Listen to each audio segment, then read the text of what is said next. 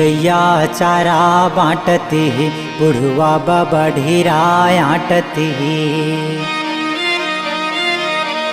चिरैया चारा बाँटते बुढ़वा बबढ़ेरा आँटते। कोनो हंसत है कोनो नाचत है, गाँव सड़क बरोबर लागत है।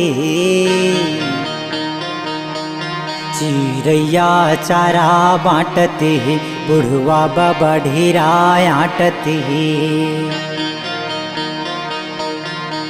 मोर गाँव हाँ सड़क बरोबर सुघर लागे भैया,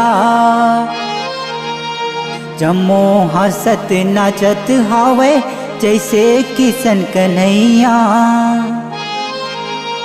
गाँव के गुड़ी में बाजत चूड़ी, गाँव के गुड़ी में बाजत चूड़ी, नोनी मन सुआ नाचत है।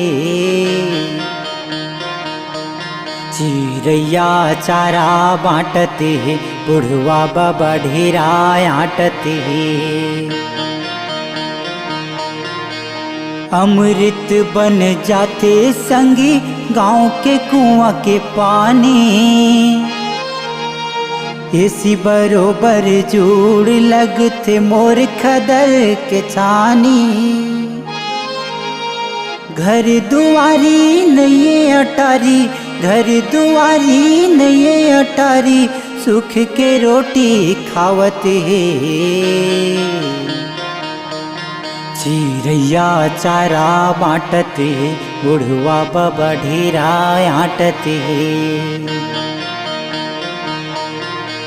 लइका मन खेले भौरा बाटी, बैला के बाजे घाटी। डोकरी दाई ह दौड़त आवे, संग मलावे नाती। दाई हजी हाँ लोरी गाके, दाई हजी हाँ लोरी गाके, लइका ला सुतावत है।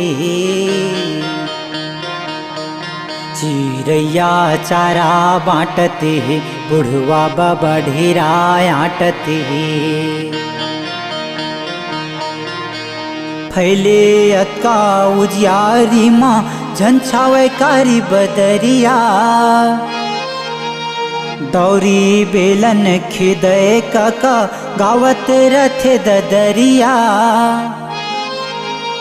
गाय चरावे बंसी बजावे, गाय चरावे बंसी बजावे, माया के राग अलापत है। चिरैया चारा बाँटते बुढ़वा बबढ़ेरा आँटते।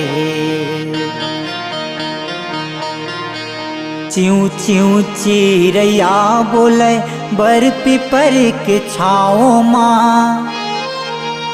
बोली भाखा रिश्ता नाता चिन्हारी है गाँव माँ। पाना को चाहिए कनकी को दई, पाना को चाहिए कनकी को दई, कड़ही हर मन लभावत है। चिरैया चारा बाँटते बुढ़वा बबढ़ेरा आँटते। मुड़ी मजी कर पागा है जी, बांधे माया के धागा है। अपन दिल के राजा है, सब सुख दुख मानाता है। भौजी काकी ठट्ठा मड़ा के, भौजी काकी ठट्ठा मड़ा के, मने मन महासत है। चिरैया चारा बाँटते बुढ़वा बबढ़ेरा आँटते। कोनो हंसत है कोनो नाचत है, गाँव सड़क बरोबर लागत है। चिरैया चारा बाँटते बुढ़वा बबढ़ेरा आँटते। चिरैया चारा बाँटते बुढ़वा बबढ़ेरा आँटते।